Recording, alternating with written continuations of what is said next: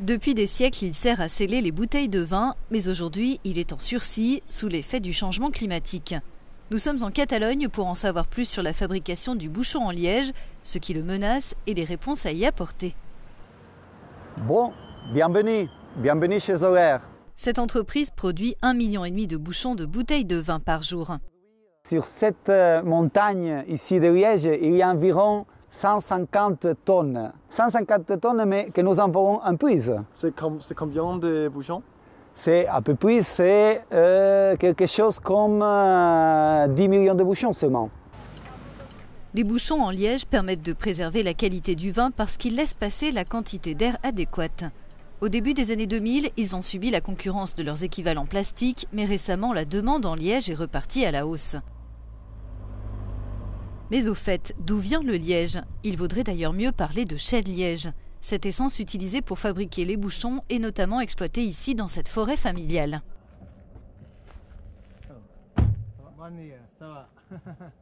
On travaille dans la forêt de chêne-liège chaque 14 ans, d'accord? Alors l'année avant, la saison avant, on passe à nettoyer la forêt.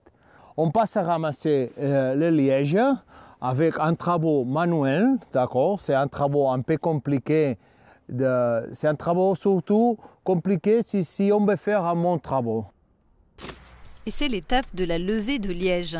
L'écorce est retirée avec une hachette selon une technique précise qui n'endommage pas la matière première. Et pour obtenir la meilleure qualité de liège, il est essentiel de prendre soin de la forêt. En retirant les arbres qui ne les intéressent pas, les exploitants s'assurent que ceux qui laissent en place ont assez d'eau et de minéraux pour qu'ils soient robustes, en bonne santé et ainsi qu'ils aient plus de valeur.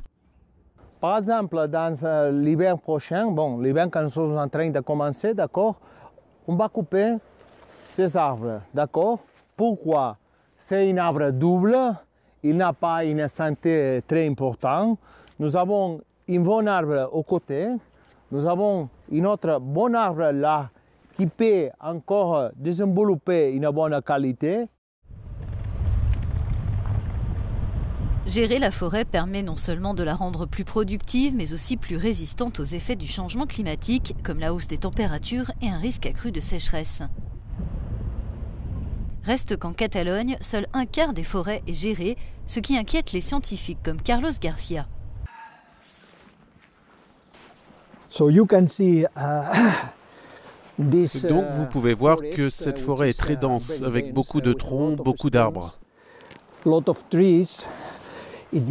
dirait une jungle, c'est la caractéristique d'une forêt qui n'est pas gérée. Toutes ces plantes sont en concurrence pour bénéficier de ressources en eau qui sont de plus en plus rares, ce qui renforce encore la sécheresse. La conséquence de cette sécheresse, c'est qu'il peut y avoir du dépérissement de la mortalité chez certaines plantes, ce qui augmente aussi le risque d'incendie.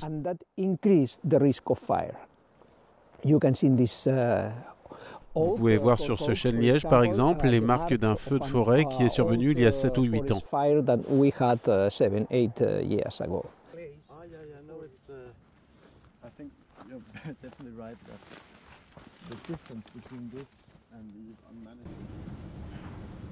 À l'usine Holler, vu la forte demande en liège, on serait ravi d'acheter la matière première provenant de toutes les forêts de chêne-liège de Catalogne. Alors comment expliquer qu'elles ne soient pas toutes gérées? L'une des principales raisons, c'est qu'elles se répartissent en de toutes petites parcelles détenues par de nombreux propriétaires qui, vu la taille réduite de leur forêt, n'ont pas toujours les moyens d'investir dans sa gestion optimale. Pour Carlos Garcia, il faut y remédier en créant des groupements de propriétaires. En travaillant ensemble à la gestion de leur forêt, les coûts seraient plus faciles à supporter. Mais le scientifique attend aussi du gouvernement des mesures de soutien à la filière du liège.